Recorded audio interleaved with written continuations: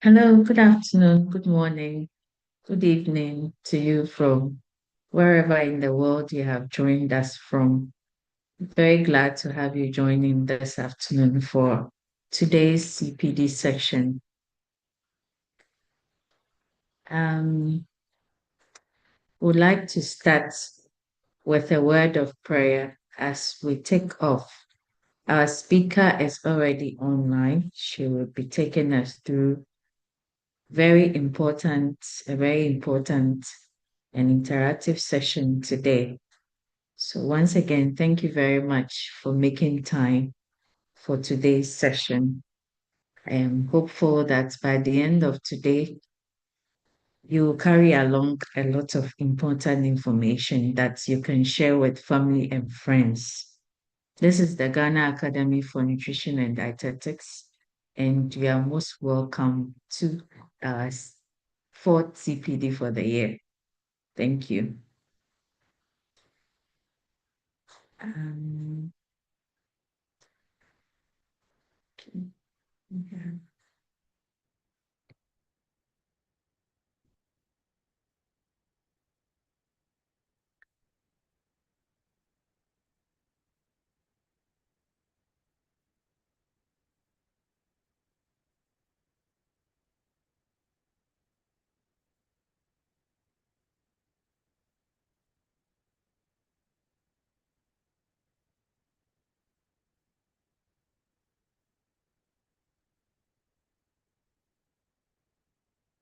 Okay, without wasting so much of your time again, I would share a word of prayer so that we can go ahead. Heavenly Father, we are grateful to you for the gift of life. We thank you for the opportunity to gather once again together as professionals to learn and to improve our skills. We commit this session into your hands. We ask that your presence will be with us and grant us the grace for a successful meeting. In Jesus' name, we pray with thanksgiving. Amen. Amen. Okay.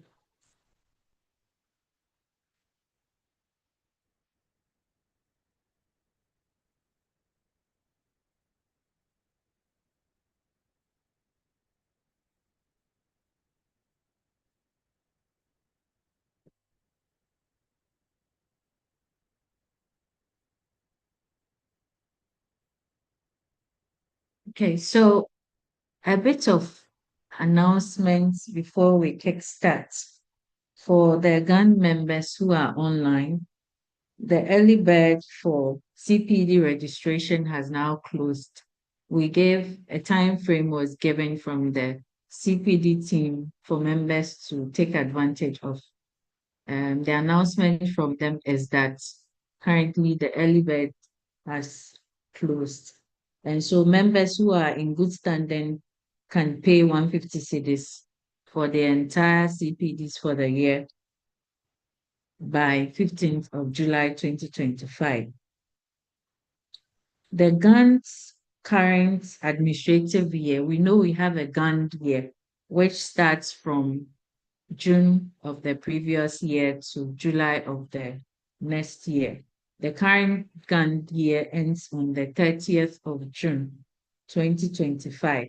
So membership renewal and new registrations are open now.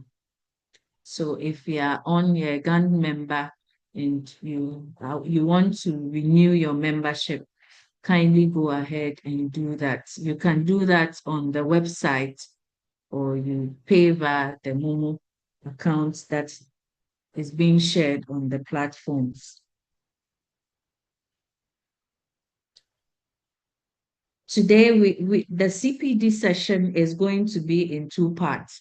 Today, we are going to have the first part, and we are going to have a discussion on Ghana's food environment.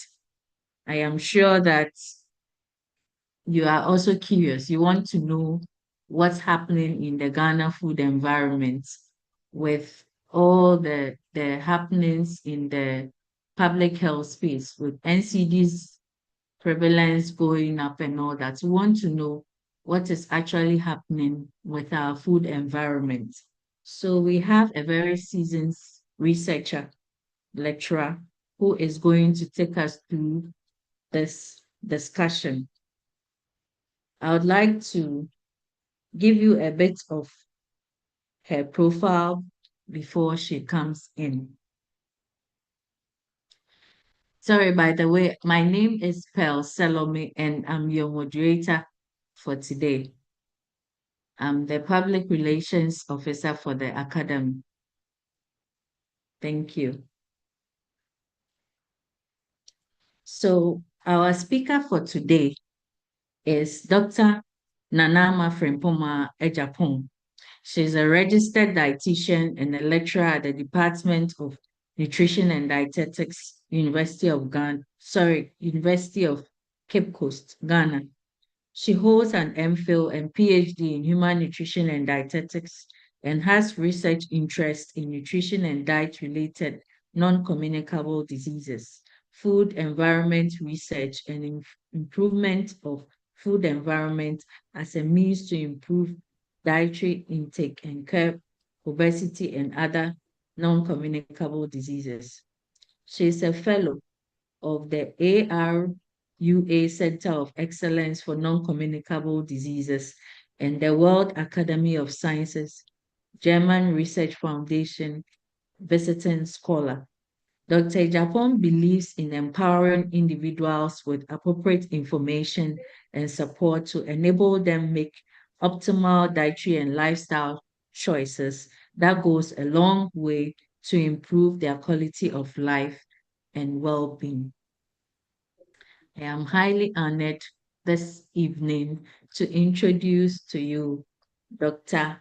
Nana Ama Frimpoma Ejapong, RD, who is our speaker for today. Doctor, please, if you are on, kindly unmute and you have the floor. Thank you very much for agreeing to do this for us. Thank you. Thank you very much, RDPL, for the warm introduction. Good evening, everyone. I'm very honored to make the presentation on the Ghana food environment today. Please, can you all hear me? Yes, from my end, I can hear you. Okay. So thank you so much for having me. I'll proceed to share my slides and then start the presentation.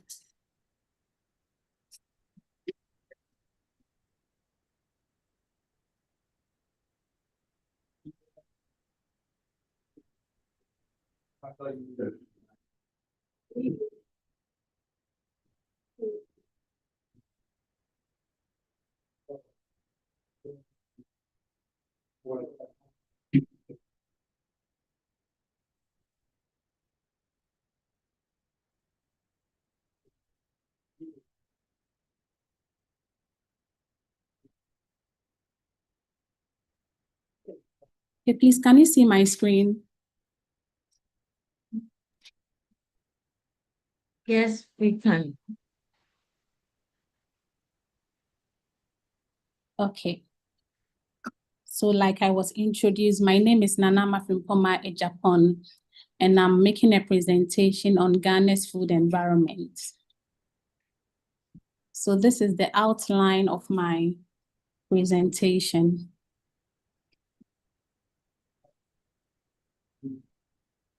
Okay, so by way of introduction, when we talk about the food environment, it comprises the food people have access to as they go about their normal daily living. The normal daily living is important because as people go about their daily lives, they make food choices within their immediate environment. It also comprises factors that are outside the control of the individual. So usually when we talk about food environments, we are looking at factors that are controlled externally rather than internally. It comprises factors such as the nutritional quality of the food in terms of macronutrient and micronutrient composition and content, and also the variation of these nutrients. It also comprises accessibility. Accessibility has to do with road networks and transportation systems that can make the food available from one point to the other, or that can enable potential consumers to travel to the site of purchase. We also have a factor of price. Price is important because it's in fact one of the most important determinants of food consumption.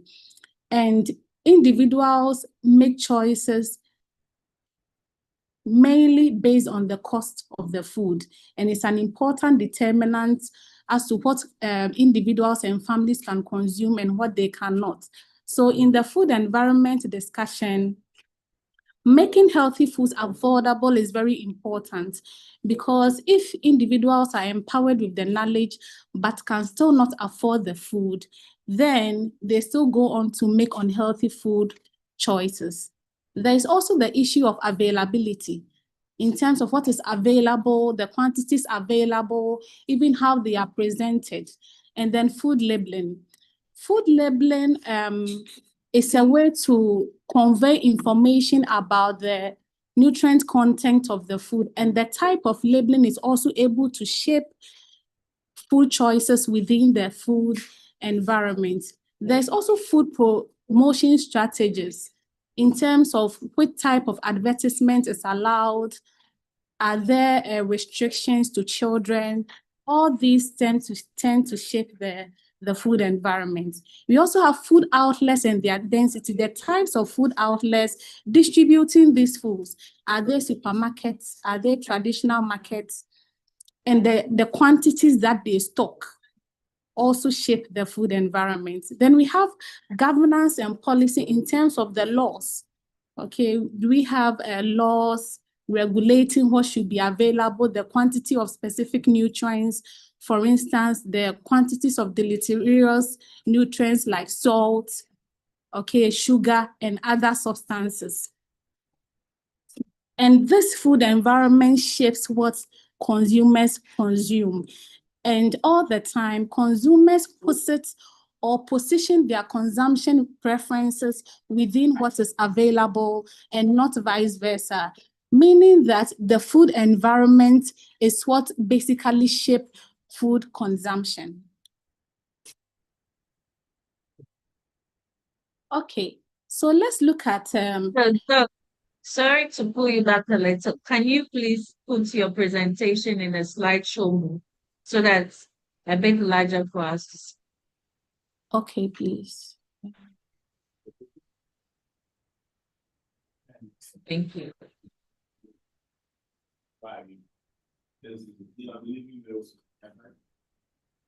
Okay, please, is it better? Can you see? Yes, please. Yes, please. Okay. Thank you. Okay, so with regards to history, the United States Department of Agriculture was among the first organization or institutions to monitor the food environment. And it has monitored the food environment for more than 100 years, about 130 years now. So through monitoring the food environment, they were able to find food distribution within households, how much households are able to afford in terms of the quantities of food. And their monitoring was more geared towards food insecurity and implementing policies to curb food insecurity. And through their food environment monitoring strategies, they've been able to develop very key intervention programs, which have even been adopted by several countries, including Ghana. So for instance, they had the National School Lunch Program, which provides a warm meal or free or subsidized lunch to children from poor backgrounds or low socioeconomic backgrounds. There's also the food stamp or the supplemental nutrition program that provides subsidies or even monies for specific food items for low socioeconomic income households. And then the special supplemental program, which provides nutrient supplements and other food rations to pregnant women, lactating mothers, children under 5, among other vulnerable groups. And all these were geared towards reducing food insecurity in the population and improving population health. In recent times, we have the International Network for Food and Obesity NCDs Research Monitoring and Action Support, INFORMAS. This was founded in 2013 by researchers from the University of Auckland, New Zealand. And they also monitors the food environment, but their monitoring is more geared towards the prevention of obesity and non-communicable diseases. In Ghana, the INFORMAS is led by our very own Professor Imosla of the University of Ghana, and they have implemented research in non-communicable diseases and dietary intake. So the INFORMAS is concerned about looking at food composition and labeling, food promotion strategies, and the policy environment in terms of what policies there are in shaping the food environment in order to promote healthy living and prevent non-communicable diseases.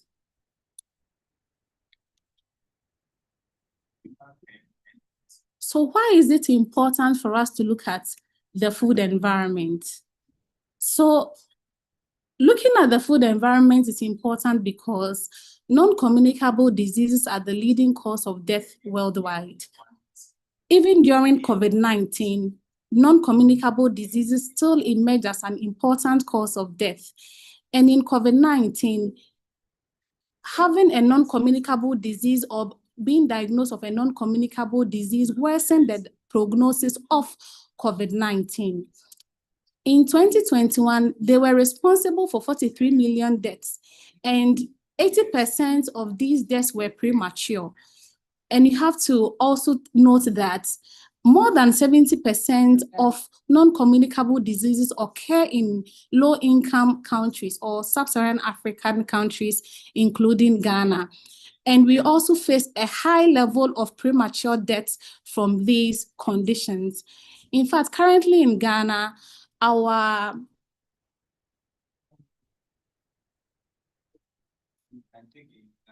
can you hear me?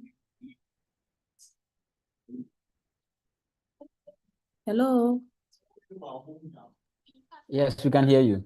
Okay,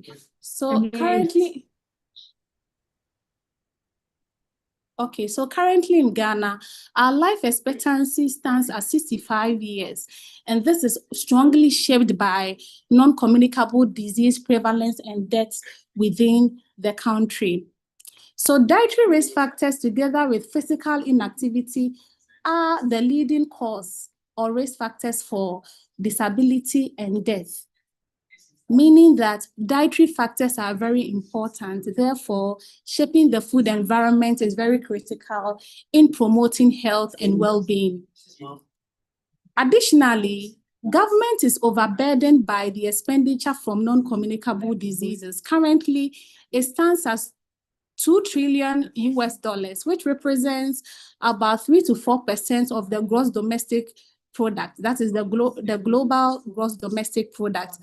Okay, and these amounts are very, very high that could have been channeled to other developmental projects to improve population well-being.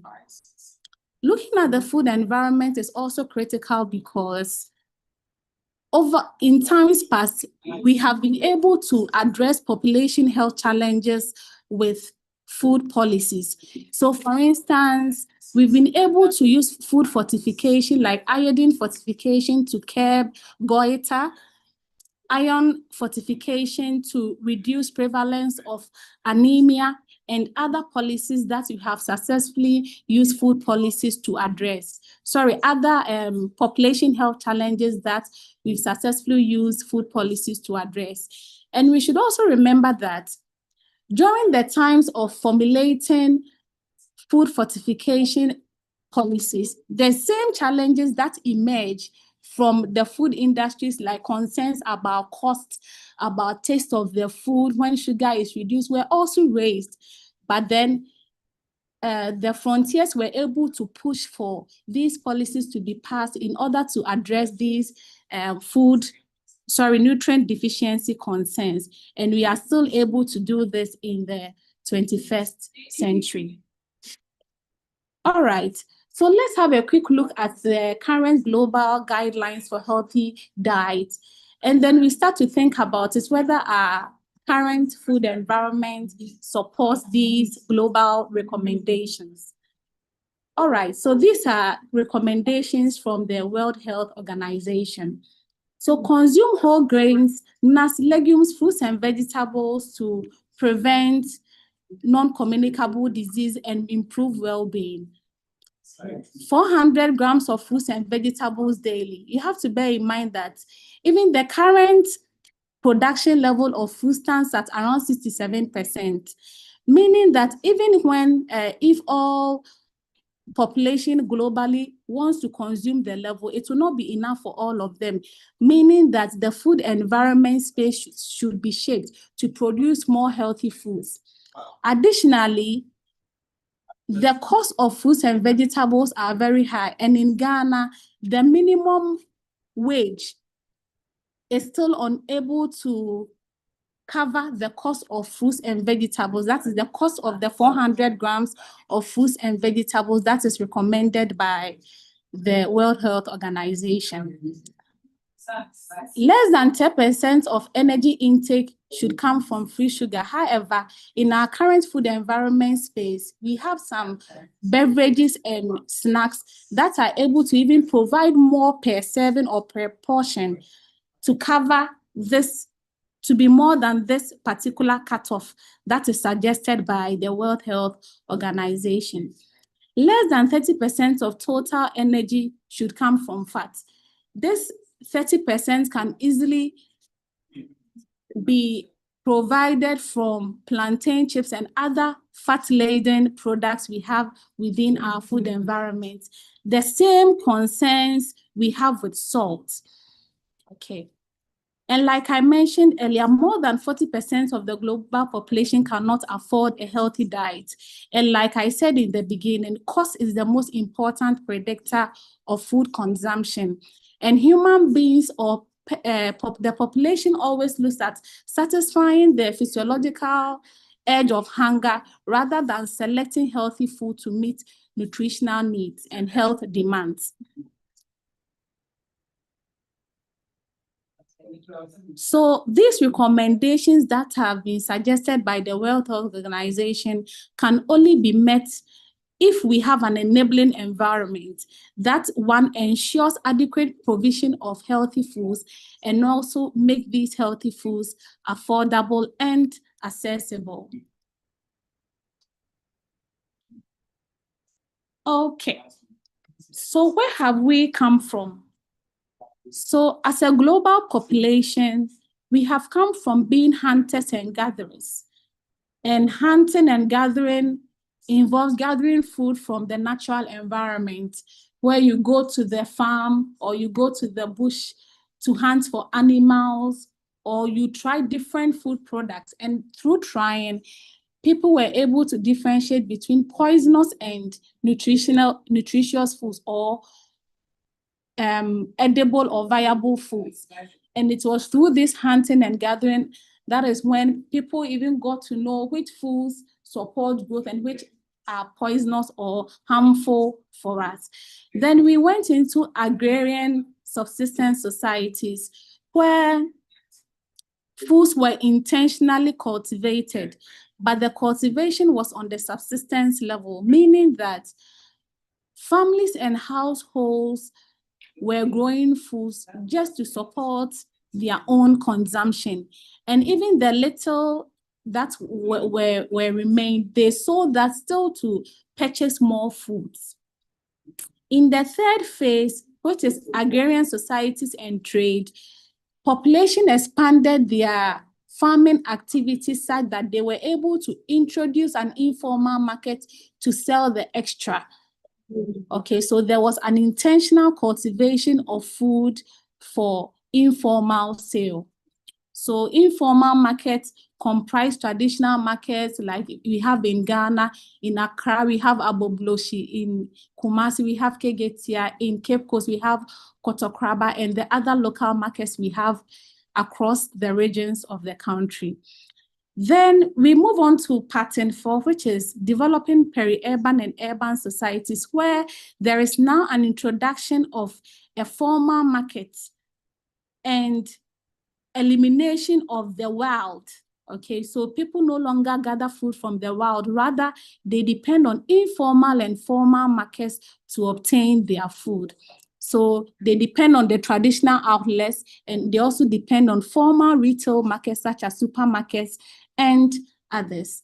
Then in pattern 5, we have the formal retail, where the informal outlet, wet markets, all the traditional markets are wiped out, and there's a formalized system of selling and distributing food.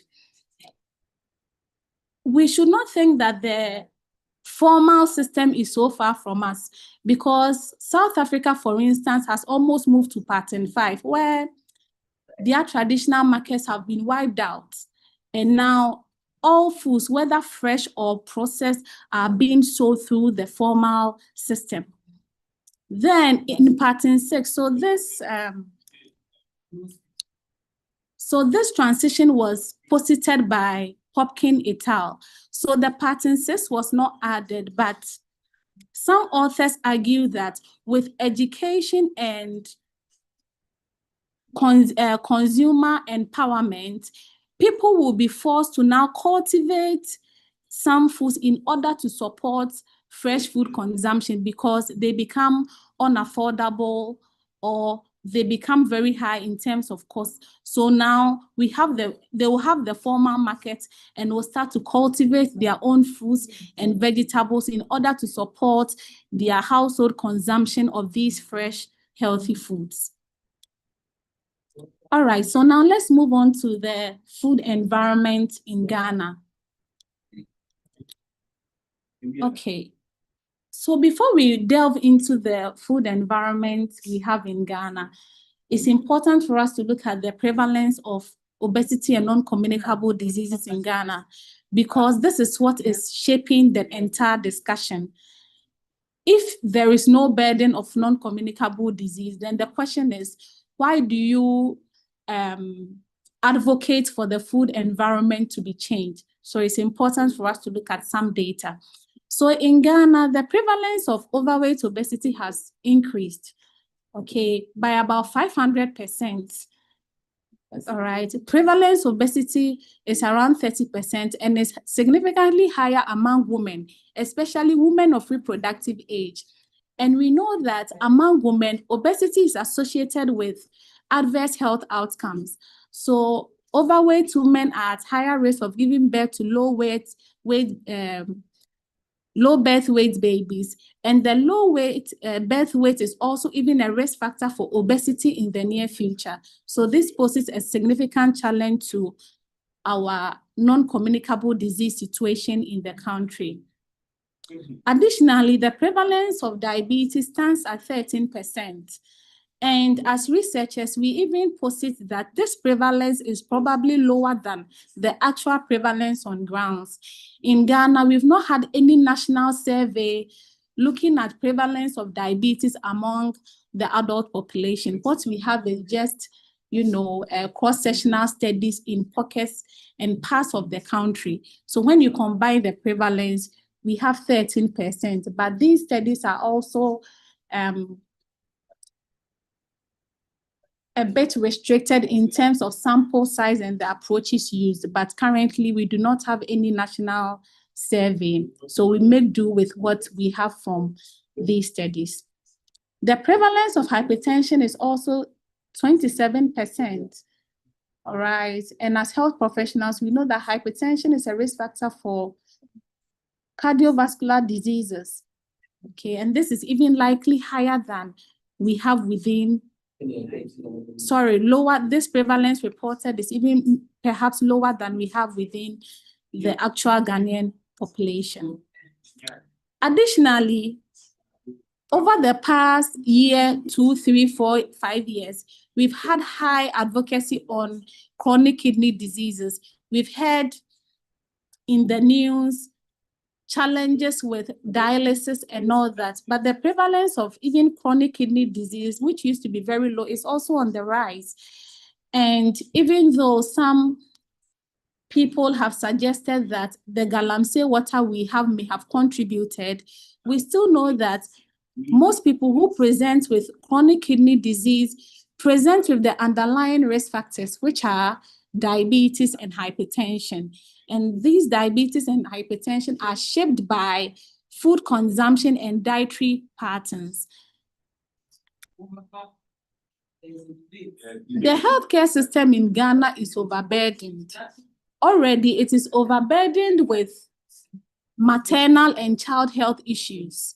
Okay, so adding non-communicable diseases or high prevalence of non-communicable diseases will worsen the burden. Obese persons have higher healthcare costs compared to normal weight individuals. Okay, so when you compare the cost, obese persons spend about 1.5 times higher than normal weight individuals. All right, and it is of a concern to all of us because the National Health Insurance Scheme covers about 60% of the total cost, making non-communicable diseases very challenging in terms of even the economic impact they have on us as a country, especially a developing country like Ghana, where these monies would have been channeled to set up schools and then even construct roads and improve road network. All right. So now, what are the measures of the food environment? So when we talk about the measures of the food environment, we are talking about how we study the food environment or how we assess the food environment to look at food distribution, to look at food price, to look at food labeling and all the components I outlined in the introduction. So first of all, we have the geographic positioning system. The geographic positioning system look at the point location of the food outlet. Okay, so with the GPS, you are able to identify the point location of an outlet. Okay, so you look at the location in relation to its distance to households within the neighborhood. Okay, and we are able to make inferences from that with regards to the effect the positioning of these food outlets have on consumption patterns of individuals and households. We also have the photo voice where study participants take pictures of their food environment and provide a narration of the pictures and what they think about the pictures. So the photo voice is both an objective and subjective measure. Then we have the macro scan. The macro scan studies the food environment at the broad scale. So it looks at the main food outlets available and the types of food they stock, and is able to provide information in terms of percentages with regards to the types of food or the proportions of the various food outlets and the proportions of the various food items that they stock. So proportion in terms of ultra-processed foods, processed foods, unprocessed foods, and culinary ingredients. Then we have the subjective method where study participants are made to describe in their own thought or in their own perception, okay, what they think about the food environment, what they think about the foods available, what they think about the cost of the food, whether it's affordable or not. So we have these main approaches. There are other approaches, but in Ghana, these are the 4 main approaches that have been used to measure the food environment. So this is a depiction of the photo voice. So the study participants, they take pictures of their food environment, and then they provide a description. okay, in their own words, a description. Then the picture below is showing the geographic positioning system. Okay, so now let's look at the Ghana food environment.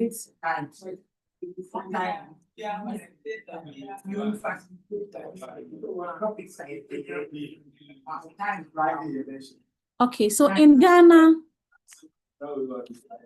out-of-home cooked foods are a significant source of food, especially to low-income households in urban centers.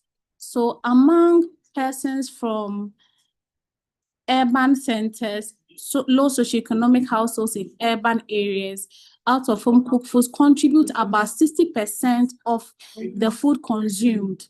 All right, so it's very significant in Ghana. There are concerns about poor hygiene. So poor hygiene in terms of the environment where the food is sold, the gutters, the rubbish, and also the hygiene of the food vendor. All right, concerns about food adulteration, like the adulteration of palm oil with Sudan 4 dye. These are concerns within the Ghana food environment space. In Ghana also, we have intentional positioning of food outlets along major highways, especially for ultra-processed food. So meaning that there is intentional positioning to attract consumers. And this is especially for ultra-processed foods. Low economic status is also a major barrier to the acquisition of nutritionally safe and healthy foods. So Annan et al. 2018, they conducted a study among persons from Kumasi. And in that study, they asked them about meat, okay? And then their findings show that study participants were able to identify meat cuts that were fatty and unhealthy. However, they still went on to purchase these fatty meats, and their reasons were that they did not have enough money to purchase the healthy cuts. So though individuals have knowledge to an extent or a greater extent on healthy food, they are limited by the cost of these foods. So that is a major concern within our food environment. Additionally, household production, especially within the northern region of Ghana, own production or backyard farming provides additional source of foods to cover household nutritional needs. And in some places, it even goes to about 70% of, contributes about 70% to household dietary consumption. So own production is also important, especially within the northern region, the rural northern region of Ghana. All right, so this is a pictorial depiction of food distribution as presented by Dick et al. 2016. So the red spots, okay, show the out-of-home cooked foods, their location. All right, so you see that they are abundant in the food environment. Not only are they abundant, they also contribute significantly to household food consumption. Okay, so in Ghana also, the informal sector is a predominant source of both processed and unprocessed foods.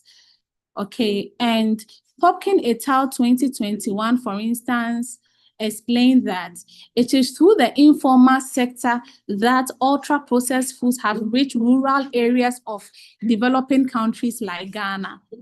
And he even went on to further explain that the current increases we see in body mass index and obesity prevalence are driven by increasing prevalence in rural areas rather than in urban centers. And this change in dietary intake is driven by the informal sector. So in Ghana, we have the informal sector like what we call provision stores, all right, food vendors, and these are key drivers of both unprocessed and ultra-processed foods. So both unprocessed and ultra-processed foods are available and accessible within the Ghanaian food environment. However, ultra-processed foods are more affordable okay, compared to unprocessed foods. Okay, young persons are key buyers of obesogenic foods. Okay, so unhealthy foods attract more young buyers, okay, compared to older ones, because the older ones are likely facing one non-communicable disease or the other. So if this trend continues, meaning that most young people will also end up with one non-communicable disease or the other. And we know from research that the age of onset of these non-communicable diseases is also decreasing. Okay, so it's occurring at an earlier age, okay, compared to in times past where it was occurring at a later age. Large amounts of obesogenic foods are also sourced outside the country.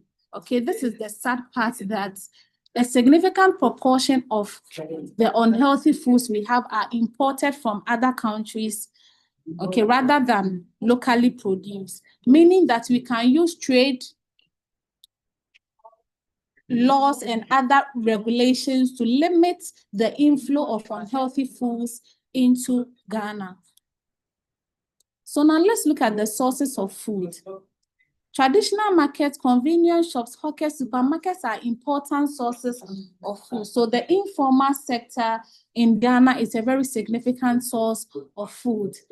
Okay, and more than 70% of the Ghanaian population source foods from these informal markets on regular basis. Specifically, about 85% of Ghanaians purchase foods from traditional markets. All right. And in these traditional markets, most individuals source fresh foods. Okay, so they are a predominant source of fresh and unprocessed foods. However, ultra-processed foods have also penetrated the traditional market space. All right, so for supermarkets, the percentage is lower. Okay, it's about 35%. So not only is the percentage lower, but the frequency of purchase. Okay, so that is how many times people also buy from there is also lower compared to the traditional markets. And the convenience stores we have, the small shops, the provision stores, they are very important sources of processed and ultra-processed foods. Okay, so now let's look at data on the food environment and health. We don't have a lot of research done in this aspect, okay, but at least the current findings we have can help to direct further research and also shape policy to an extent. Okay, so with regards to the Ghana School Feeding Program, its impact on health.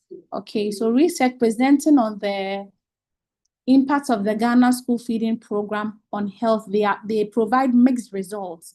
Okay, so while some present that it improves health outcomes, some also indicate that it's actually worsen health outcomes. For those that suggest that it improves health outcomes, they also further explain that it improves health outcomes among children with lower requirements, that is within the lower age bracket. So when you look at the recommended daily allowance, you see that children within the lower age bracket have lower recommendation for a lot of vitamins and minerals, as well as even the macronutrients. So for such children, the Ghana School Feeding Program is able to cover their needs to an extent and also improve their health outcomes. However, other researchers have suggested that in some places, the school feeding program also replaces household lunch, okay, or an otherwise healthier meal that would have been provided by the household. And this leads to worsening of the health status of the school children. Additionally, our current school environment is predominantly unhealthy. Okay, so there is sale of a lot of ultra-processed foods compared to unprocessed foods such as fruits and vegetables.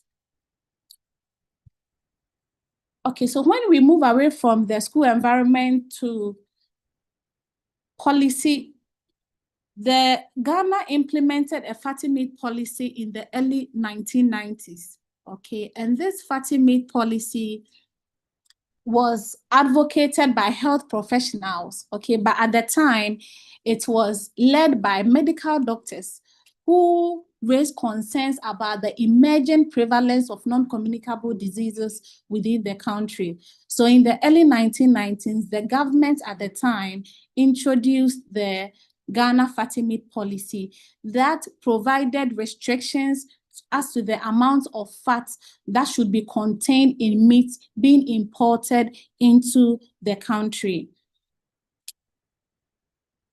Research by Thor et al. Shows that the Ghana fatty meat policy was able to reduce the availability of unhealthy meat cuts in the Ghanaian market, meaning that this policy really had an effect, especially in the early stages of implementation. All right. Then convenience stores availability impacts body mass index positively.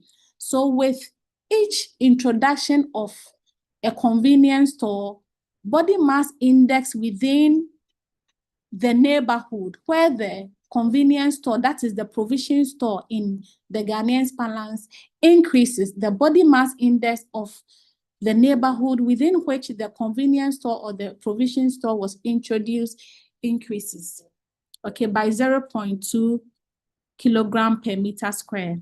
That was the data presented by Dick et al. Then the presence of traditional markets within the food environment is linked to low processed foods consumption. Okay, so in Ghana, traditional markets, especially proximity to traditional markets, is associated with the low consumption of ultra-processed foods. However, overall, research on workplace food environment is very limited. In fact, overall research on food environment and its impact on health is limited within the Ghanaian space. But in the workplace, there's been only one research on establishment of baby-friendly workspaces and the health of the baby and the mother. But aside that, we've not found any study on workplace food environment and health. Okay, so in Ghana, what are the main barriers within the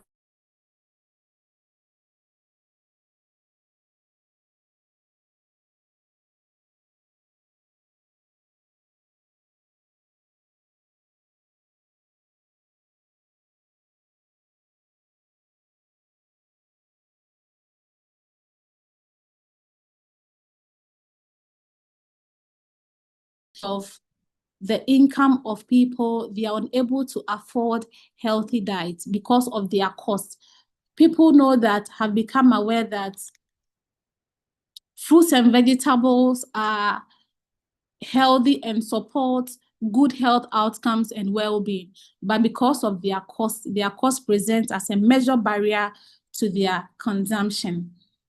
There is also the issue of lack of storage facilities. So some study participants have indicated that if they buy fresh produce, unprocessed foods, they don't have cold facilities to store these foods. All right, so it presents as a barrier to their consumption.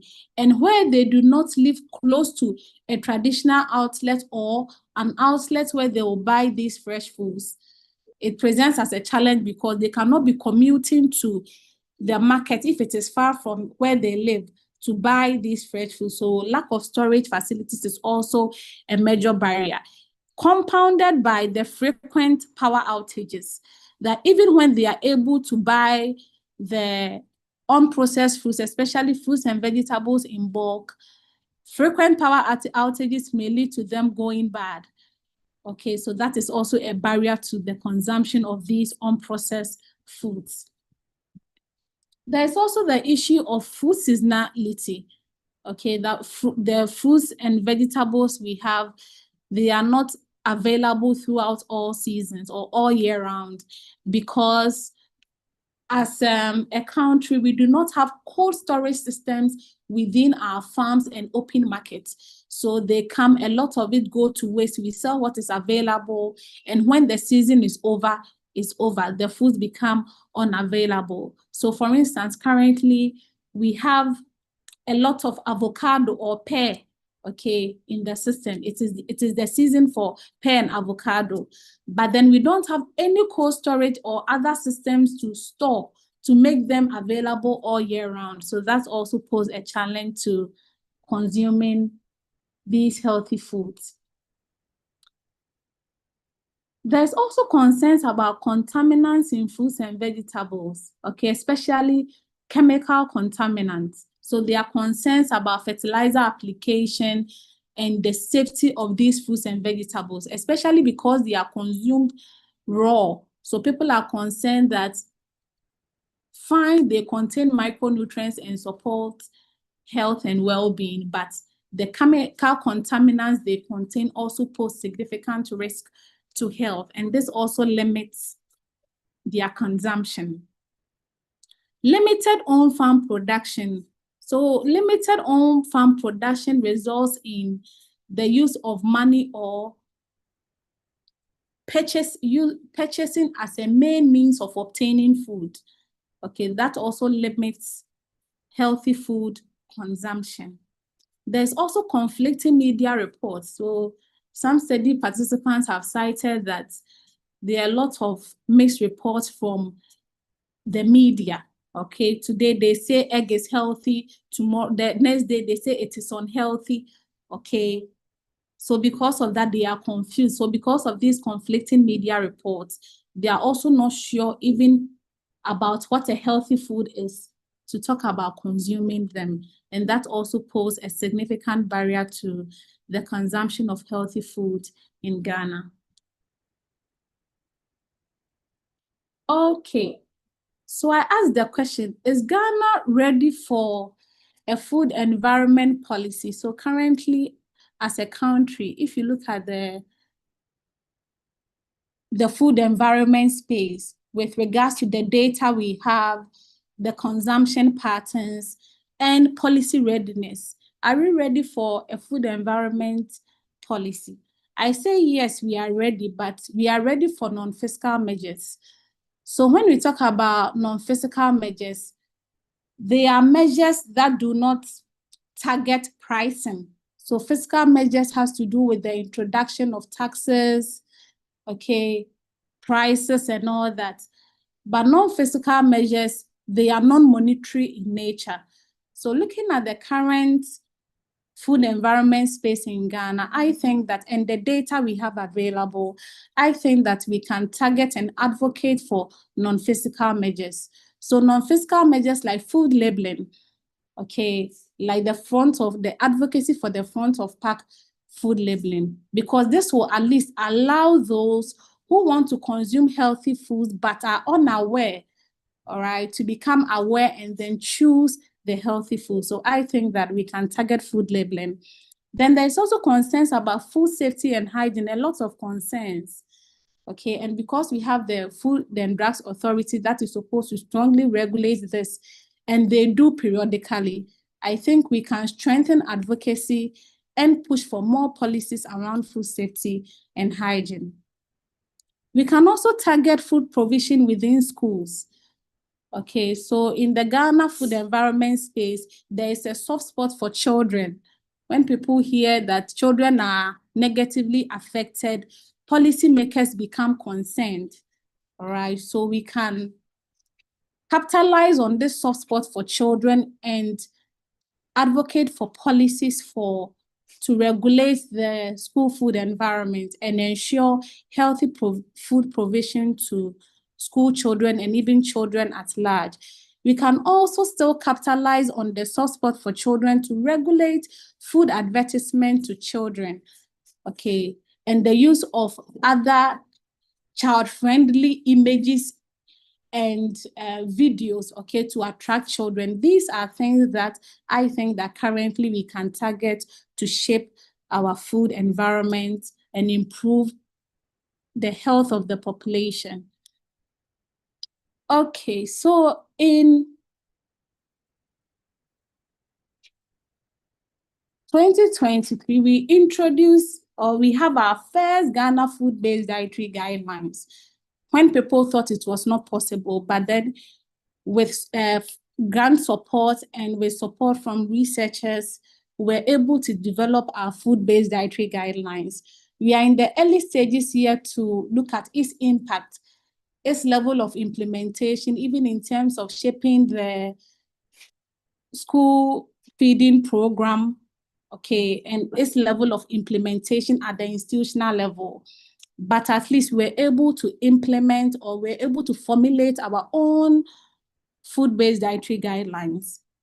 It is also possible for us to advocate for food policies to shape our food environment and curb non-communicable diseases.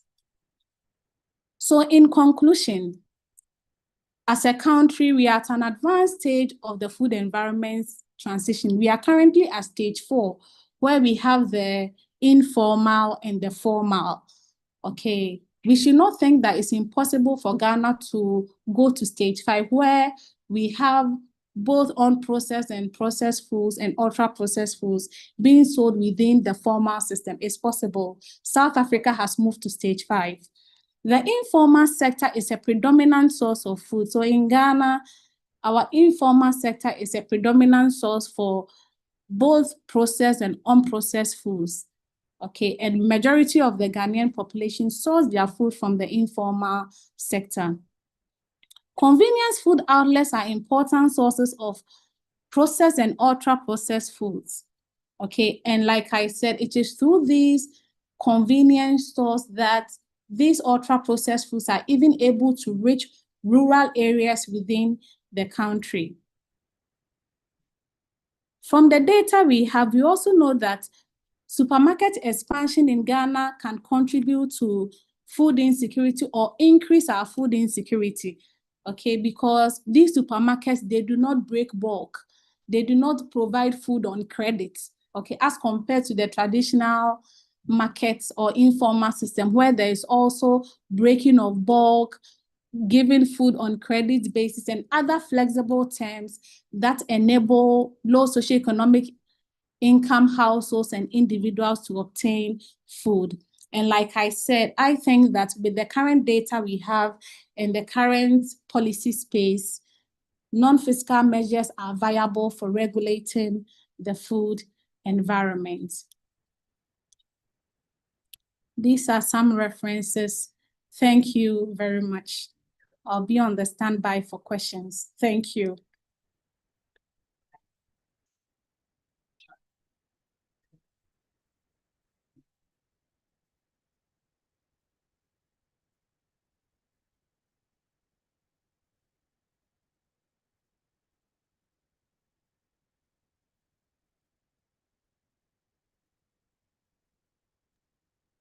Thank you very much, Doc, for this very insightful and interesting presentation.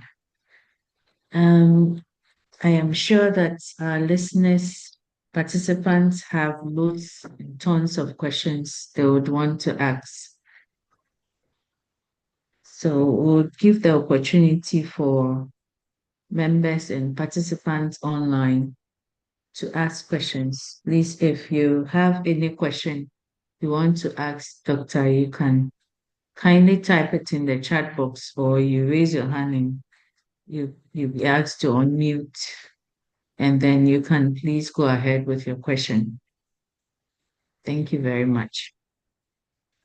I have a little announcement before we go ahead with the Q&A session. Unfortunately, the capacity that the Zoom is able to take has been exhausted. So people would have to use the YouTube channel to join in. However, if you have any questions, you can still type in the chat for YouTube and it will be read out for Doctor to answer it for you. Thank you very much for your understanding. These are circumstances beyond our control, so kindly bear with us. The first hand I saw was Henry. Henry, kindly unmute and then you can ask your question. Thank you very much. Wonderful presentation. I'm Henry. I'm a physiotherapist. When you were speaking, Doc, you made mention of the media contributing to the barriers in this presentation. I just wanted to know, are we putting up any structures to get people on the field to educate these media houses on the type of advertisements to actually air up on their stations? And if not, please, why and when are we going to do that? Thank you.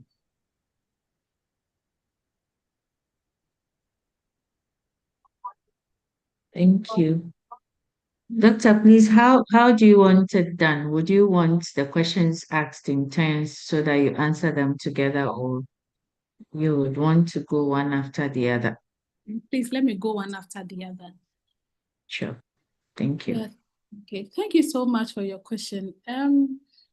I think that like gradually Ghana is growing to be a formidable force. So they can or we can champion that to educate our media houses, okay, or get them to just involve professionals in health education and nutrition education in the various media spaces we have. But currently with social media, there are some spaces that are very difficult to regulate. But the media I presented here was from basically radio stations and TV stations. So we can advocate through GANT to get the media houses to only engage professionals in nutrition and health discussion. But this also means that as professionals, we should agree, okay, in terms of the impact of specific food components on health, because sometimes even within the professional space, there are also disagreements with regards to the impact of specific foods on health outcomes. Okay, so if we are able to get the non-professionals out of the picture, but as professionals, we also have uncertainties, then it will also still create a problem. So I would say that is the approach we should use.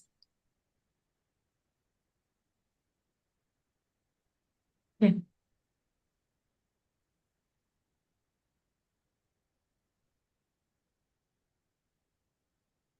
Henry, please, I hope you're okay with the answer from Doc. What we have also tried to do from GAN is to engage some of the media houses. So, for example, the producers to reach out to us when they need nutrition or dietetics experts on their shows to come and speak on specific topics.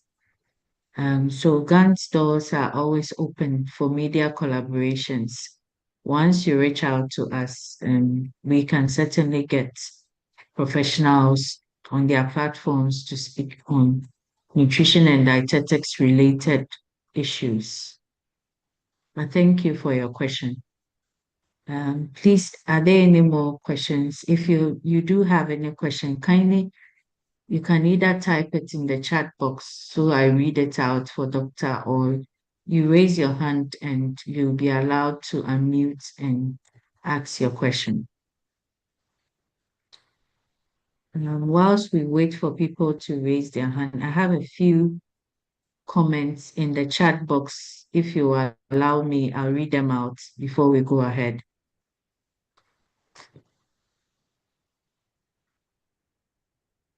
Okay, so Samson asked whether there was any form of registration. It was answered that a link will be shared. Okay. Fiona said, okay, she was asking a question about the membership registration. Please, what if you renewed your membership and paid dues this year a few months ago? Are you expected to renew again? Fiona, kindly reach out to us and then we'll address this issue for you. Vida said she renewed, but it's not reflecting in her portal. I think the IT team will help address that for you. Someone asked, Pearl asked, how much is the renewal now? I think it's been answered. It's 240 CDs for yearly subscription renewal, and then for new subscriptions to Gant is 250 Ghana CD per year. Janet said, thank you so much. Very interesting presentation. Well done. And then Beatrice said, can the slide be made available to us? Yes. Once you registered and we have your email details, it will be shared. Benny said, thanks, Doc. And then Samson asked again, what would you recommend as non-fiscal measure to curb chemical contamination of fruits and vegetables? Doc, please, this question is for you. He's asking what your recommendation will be as a non-fiscal measure to curb chemical contamination of fruits and vegetables. Someone is asking about the slides. We'll get it to you, please. Yeah. Yeah, I think that we should strengthen policies around food safety. I already mentioned that, okay, that currently the FDA does that, okay, but just that they should be, they have their own challenges, okay, even in terms of instruments to determine these chemicals once the fruits and vegetables are on the market. Okay, unless they collect samples, send it to their labs, by which time they may have been already sold. So if they had equipment to test, okay, at least some samples within the market, that would have been easier. But I think that as an authority, the FDA should increase its food safety strategies within the country. Okay, so when we strengthen the food safety, okay, and hygiene policies we have, which is a non-fiscal measure, we will be able to curb wrongful application of fertilizer or chemical contaminants to food. It will also mean that the FDA should be willing to collaborate with other institutions. Okay, so like the Department of Agri, they have the extension officers to increase the awareness, okay, of the farmers and continue to educate them on the health impact of wrong fertilizer application to the general populace. Yeah. Okay. Thank you very much, Doc. Dr. Frank says, insightful presentation. And then President FOPWL said, great presentation. Attendance sheets will be shared within the course of the meeting. So kindly hang on for us. We'll share the attendance sheet for you to fill it out for us. Please, those listening to us from YouTube, it will be shared there as well. So kindly hang in with us whilst we share the attendance sheet. Dabango says that thank you, Doc, for the excellent presentation. Doc, aside from collaborating with the media for experts, can Ghana through Parliament enact an act to mitigate the current food and environment predicaments we are facing as a country? I think that yes, we can, but you see, we have to also, as a body, understand the policy maker. Okay, policies are formulated based on data, hardcore data. Okay, so if we have not done enough research, right, to cover the issues, a lot of the issues, I think that it's possible, especially for the non-fiscal, to regulate the food environment, because those do not pose any economic challenges, okay? Because, as politicians, they are also interested in being in the good books of the populace, okay? So that is why I said that we can target the non-fiscal measures. But as we conduct more research, okay, we can provide compelling evidence to get them to even enact fiscal policies, okay, that can regulate pricing, all right, to improve the food environment in Ghana. Yeah. Thank you. I got a few more hands up. R.D. Maswell, kindly unmute and ask your question.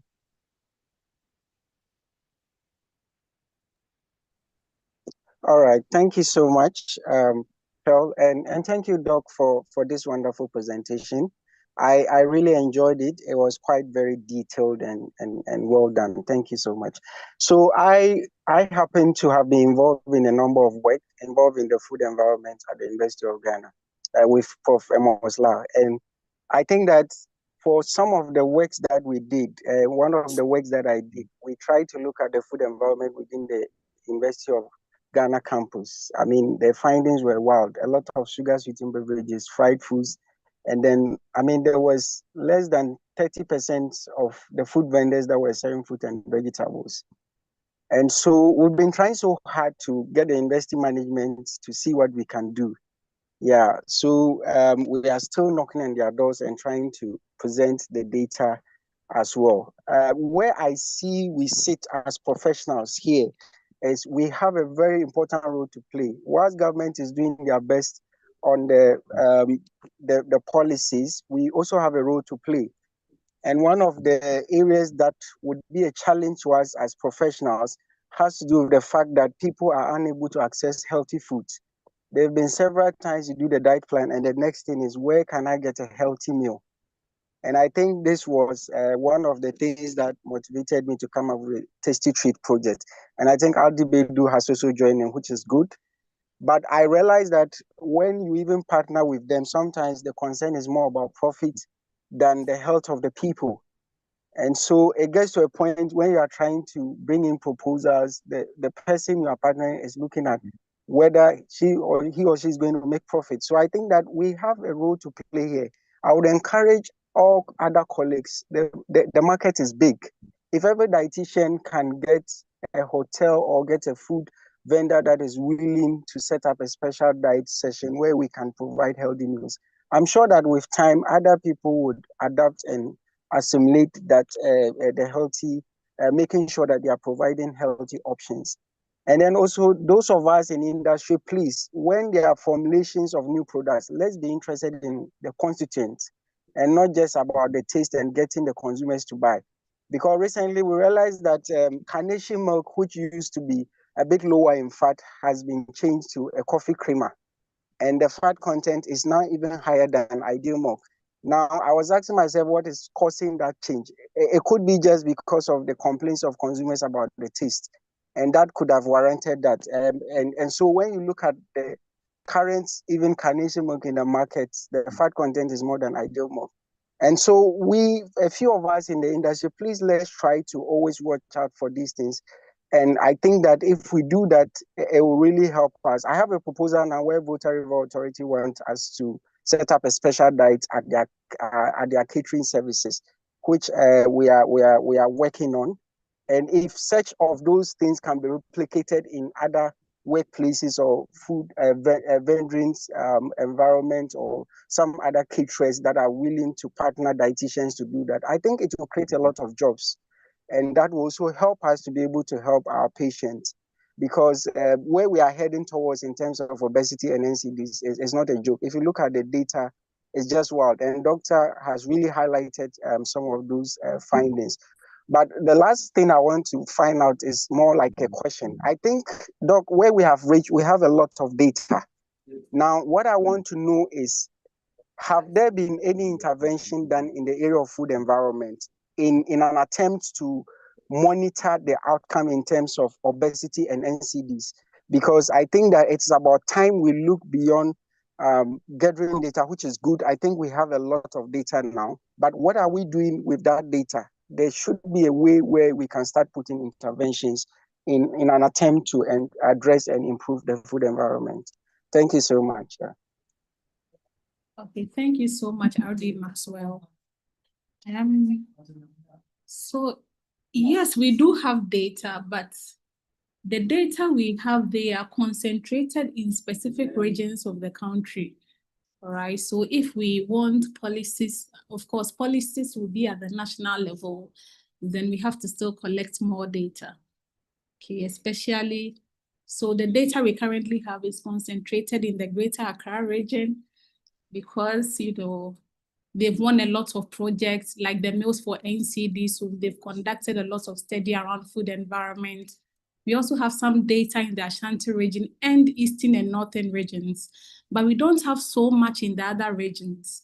Okay, so we still need to collect more data if we want to present a very, you know, good case for policymakers to heed to our plea or heed to what we are saying.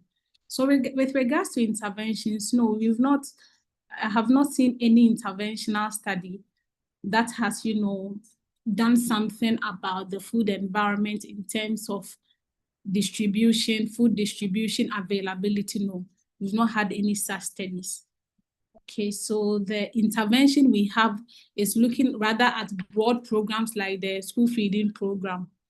Okay, the impact it has had in the schools that are running the program compared to schools that do not run. But with regards to studies that have manipulated the food environment to look at its impact on health, we've not done that. So it's still data we need to collect. Yeah, and I agree with what you said earlier. You know, our people in industry, yes, they can advocate, but we should bear in mind that, you see, the food industries, they are concerned about meeting the demands of the populace and making profits.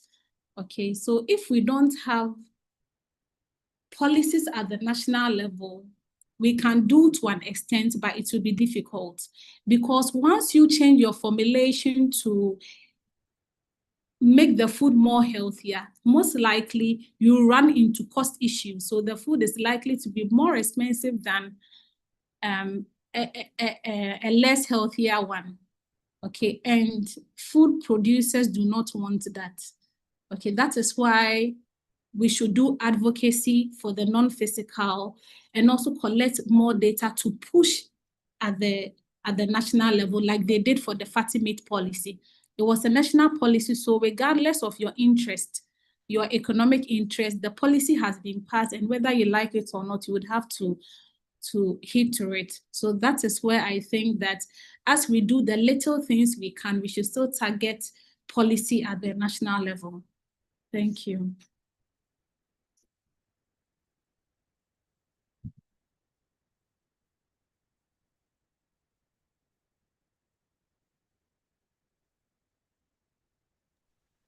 Thank you very much, Doc. Let me just check whether there are any hands. Please keep the questions coming. I'll also just try to read what we have in the chat box as well.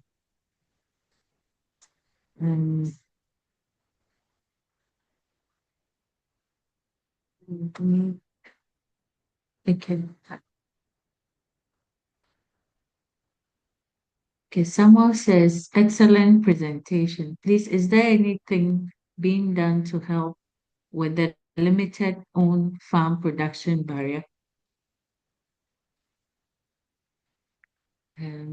He's asking whether anything is being done to help with the limited own farm production barrier. None that I know. So, you see, on-farm production has reduced over the years as a result of land acquisition. Okay, changes in land acquisition. Family heads are more interested in selling lands for development in order to get money. Okay, so they are land acquisition concerns. So as rural urban migration is increasing, then the farm areas in the urban centers are being cleared for residential and industrial purposes. So those are land acquisition concerns, usually driven by changes in land acquisition, and we do not have any laws or policies regulating that. We've just had some advocacies by non-governmental organizations here and there, but we do not have any strict laws regulating our land acquisition. So that is what is causing the reduction in own farm production, because the farmlands become non-available for cultivation.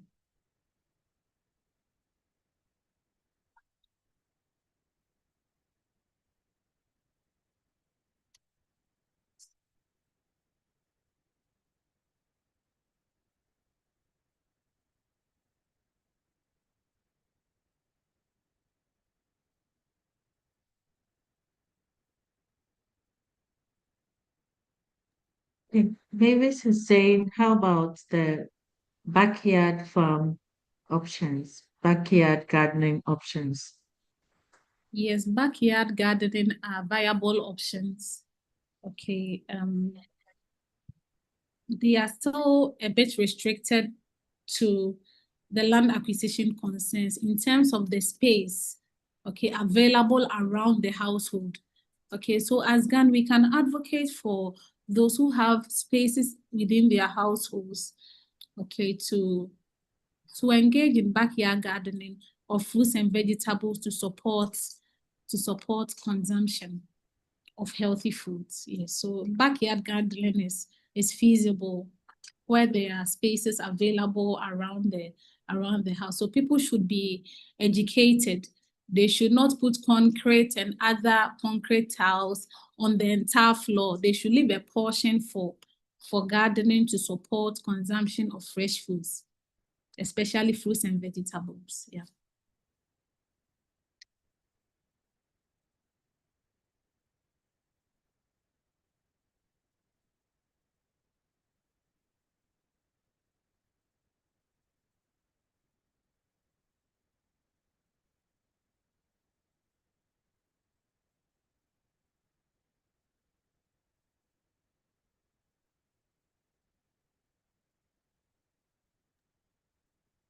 All right, thank you.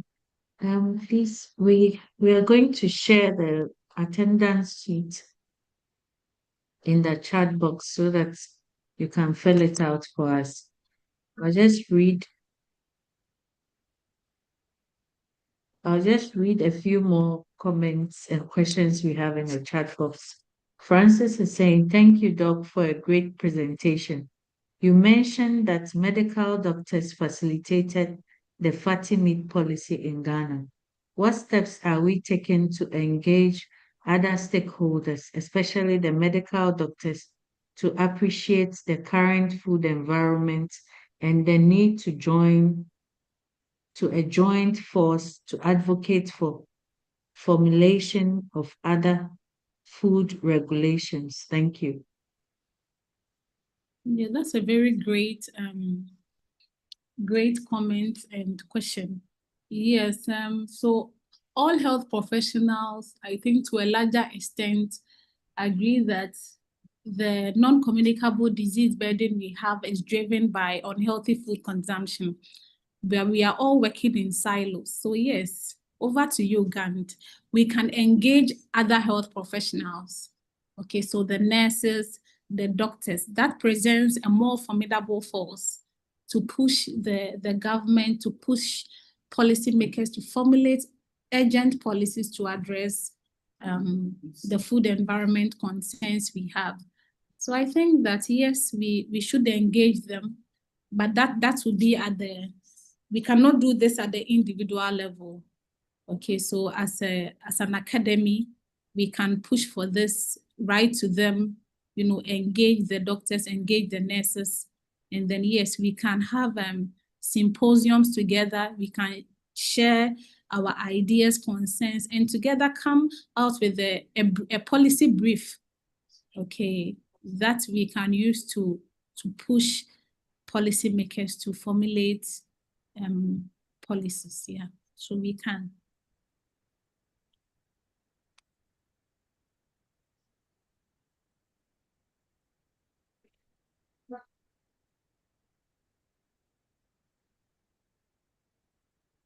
Okay, thank you. Thank you for your comment. So there's been stakeholder engagements and consultations that Gantt is doing. At the right time, all these would be shared with members to understand and know what is being done beyond what we are seeing. So thank you. Thank you for the comments and the feedbacks and the suggestions you are bringing in. Thank you. Okay, so IT team, please, I think you can share the registration link now so that, yeah, it's been shared. So you can fill out the form for us, whether you are on YouTube or you are on Zoom here. The link has been shared on the two platforms. Kindly make sure you fill it out for us and also share some feedback on your experience with the CPDs so far.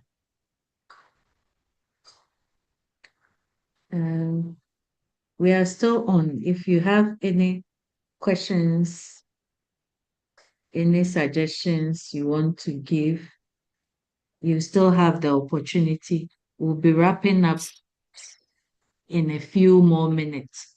The presentation on the FOPL is in two sessions. So we've had the first one today, and next week we are going to have the second session.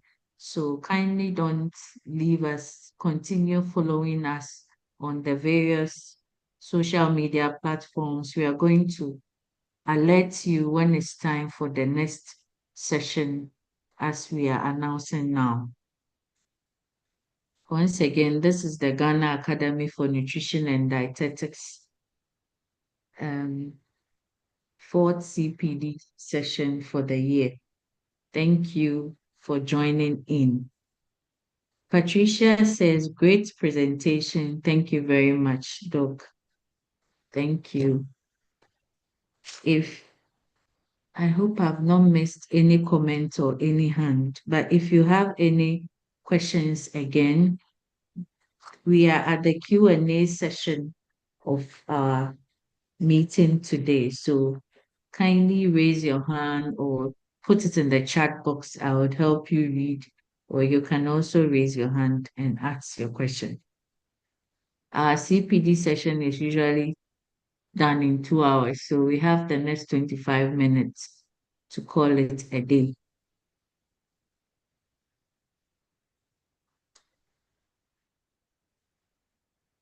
Please, if you are on YouTube, you joined us on YouTube, the attendance sheet has been shared in the chat on YouTube, so you can have access to it there.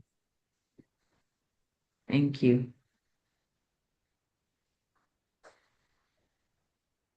There are no questions coming in yet.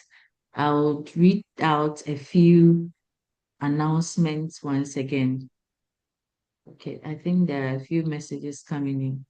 Okay, Joanne said, great presentation and discussion. I will recommend colleagues read the Ghana Steps Report 2023.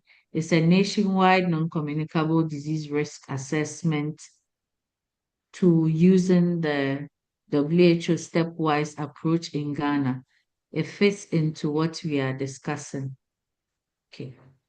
And so I think we shared the report a while back on the pages. We would reshare so that you have access to it and read what is said about the Ghana food environment, the non-communicable disease situation we have and the risk factors for it. We'll share it on the various platforms so that you can have it. Miriam says, great presentation, Doc. Irene says that great presentation. We look forward for more insightful ones. Thank you. We'll keep it coming. So kindly don't leave us. Keep following us for more. We appreciate you taking time to be here with us today. Please, a few announcements for members. As I shared earlier on, the early bird for CPD registration has now closed, and members in good standing can pay 150 cedis by 15th of July 2025. The GAN administrative year ends on the 30th of June, and the new GAN year starts from July. And so if you want to do your membership renewal, or you have people, people who are yet to subscribe to be members, it's been opened. And so registrations for membership renewal and membership can be done.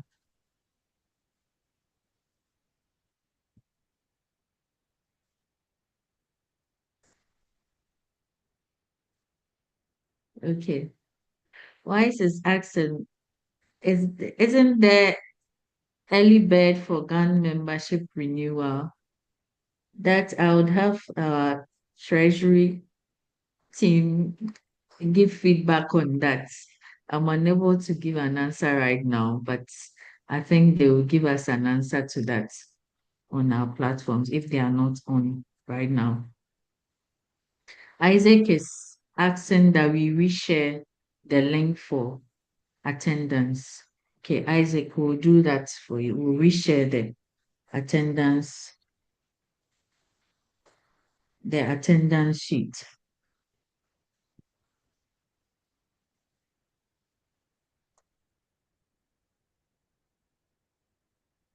Okay.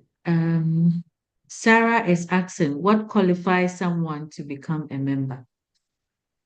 To become a member of GANT, you should have a diploma or degree in nutrition or dietetics. You can be a member. If you are a student reading any of these programs, you can also be a member. So we have different membership categories. We have associate members. We have fellows as well. In fact, if you are, I'm going to share.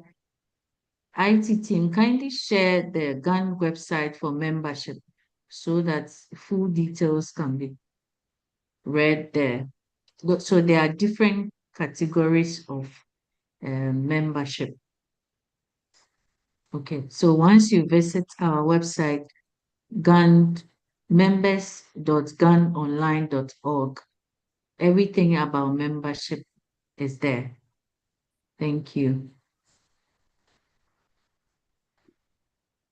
Anna is asking, thank you for an excellent session. Akan drama, showcase, and TV theater were used to inform and shape perceptions. Should we engage the performing arts to influence public knowledge and attitude regarding these important issues? Yes, I think it's a very great idea you have just shared with us, Anna. We would see how that can be pursued. The performing arts, yeah, definitely should be considered in engaging for discussing, yeah. Yeah, like in time past, we had this advert on drug abuse. Okay, so there were two guys standing by the roadside. Another was passing, and they asked him to test the drugs they had. So that was on drug abuse. Yes, so we can. So I think that GAN will explore that. Yes, we can. Thank you. Okay. Kindly subscribe also to our GAN YouTube channel. You would have access to all the CPDs that we'll be having for the year, including other very educative and insightful sessions or presentations. Please subscribe to our YouTube channel if you are on now. It will also be shared here for you to subscribe to. Fiona is asking, please, those that would register later after June, how can they access the slides and also get the points? Fiona, your question is not quite clear. Are you asking about this particular presentation or the 20 points that we've talked about? If you are on, can you unmute and probably ask your question again?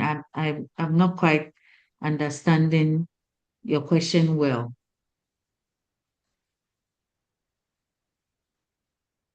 She says, please, the 20 points. Those who will register later after June, how can they access the slides? You mean the presentation slides? If you are asking about the presentation slides, they will be shared via email to you.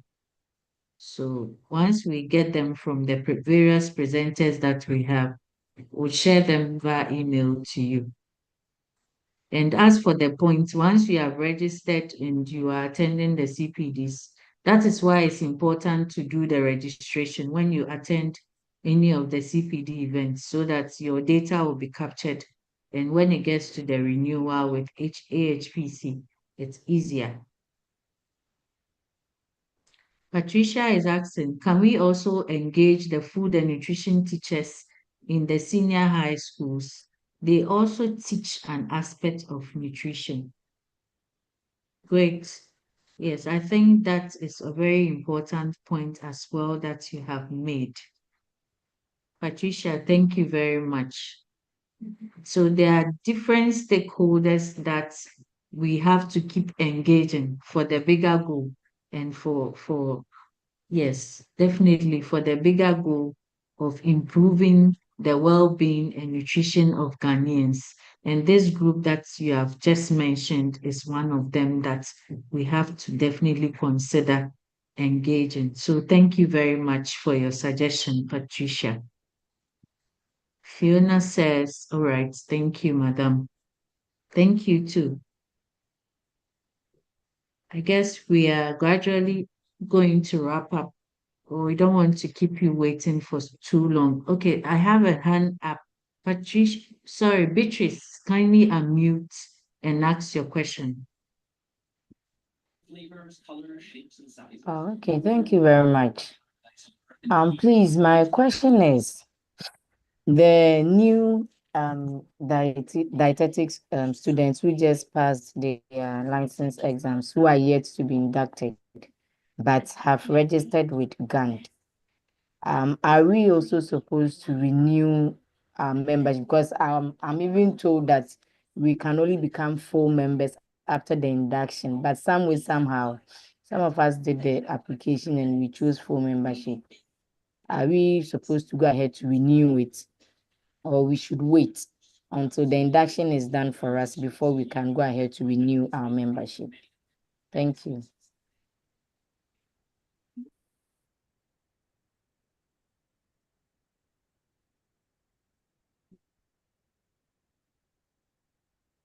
Beatrice, if I got your question right, you're asking whether members who have, so you have a license with AHPC, right? You have written the licential exams and you have your license with AHPC. Is that correct? Yes, please. Okay, but you are yet to be inducted with GAND. Yes, please. Okay. I think this will be done within the year. So you can still do your renewal. You can still do your membership subscription or renewal. So please go ahead. Okay. All right. Thank you. You're welcome.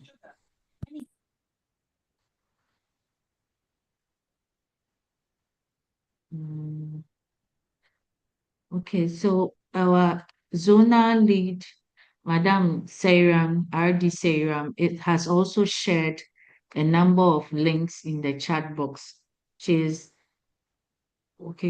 says that you should please join your respective zones and engage with your zonal leads. So there's the international zone that has members who are living outside of Ghana in any part of the world. There's a zone for them now. There's the middle zone that has the Ashanti, Bono East, Ahafo, and okay, so there's Ashanti, Bono East, Bono, and Ahafo regions.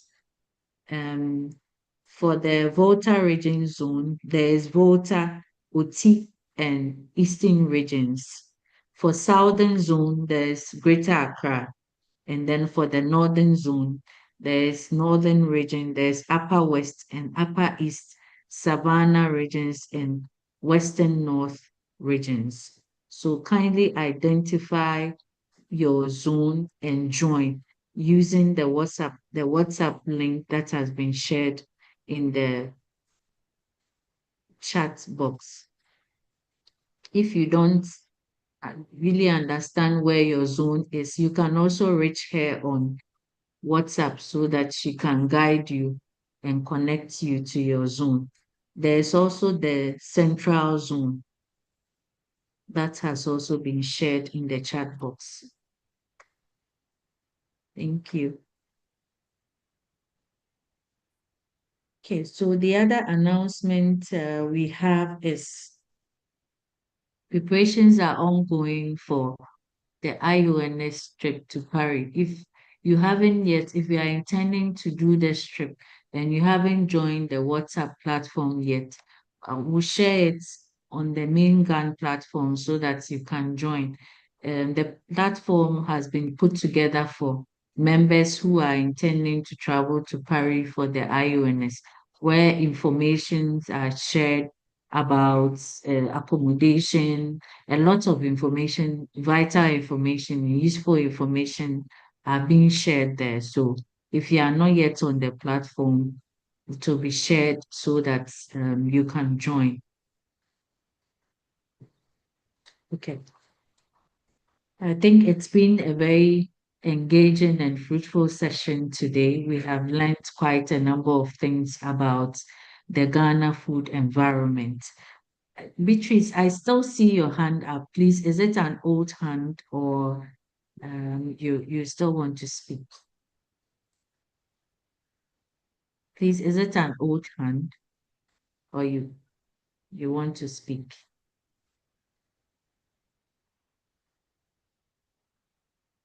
Okay, I guess not. I don't see it up again. Okay.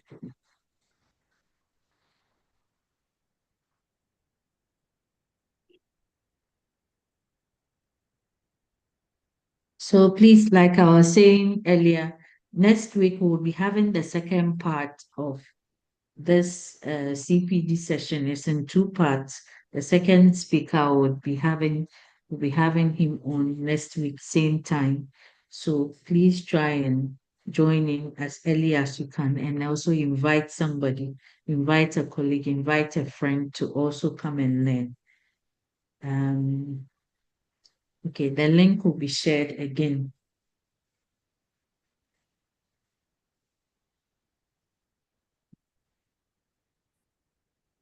Right. If there are no more questions, then we'll thank you. We'd like to thank you once again for making time to join today's CPD session. It's been an interesting journey with you, and thank you for making it an engaging one. People have started dropping off, so we don't want to keep you waiting too long. Thank you so much for making time for this. And a very big thank you to Dr. Nanama Frimpoma Ejapon for making time to speak to us, sharing your deep insights and knowledge about the Ghana food environment with us. We are very grateful for your time. God bless you. Somebody is asking whether we are going to still use the same Zoom link. So please, with the CPD registration, the IT team has given us a link that people should use to subscribe for all the CPDs that we are going to have within the year. It's just a one-time registration. So for all the CPDs that are going to happen in this year, once you check your email and you see that link, that's what you keep reusing. They are not going to give us a new link. So just keep looking out for the email from GAN that says the CPD for 2025. So we'll keep using that same link for all the CPDs. Next week, we'll try to fix some of the technical hitches that happen, like people not able to join, majority not able to join via Zoom. But the plan going forward is to make sure that our CPDs happen on YouTube. That's something that the IT team is recommending. So apologies to those who were not able to join on Zoom but had to connect with us via YouTube. It's the same GAN account, so apologies on that. I don't see any more. Okay. Henry says, thank you. Okay, I think I've answered that. I just hope that I was able to read everybody's comments or message or question. So on behalf of the GB and on behalf of the CPD, the Chair for Standards and Practice, I would like to say a big thank you very much to everyone for making time to join today's session.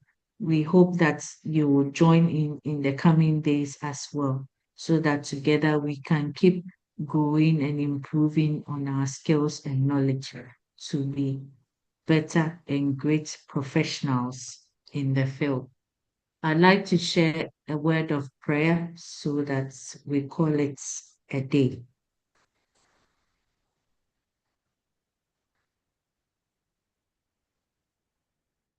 Okay.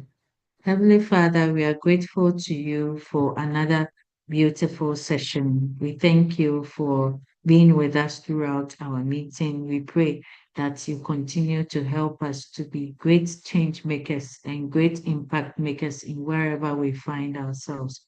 We commit our families and friends, our colleagues, and the rest of the days ahead of us in this year into your hands, that you will help us to be able to go through with our work and continue to do what will glorify your name. Thank you in Jesus' mighty name. Amen. Amen. Amen. Thank you, everyone. Have a very beautiful evening. Goodbye.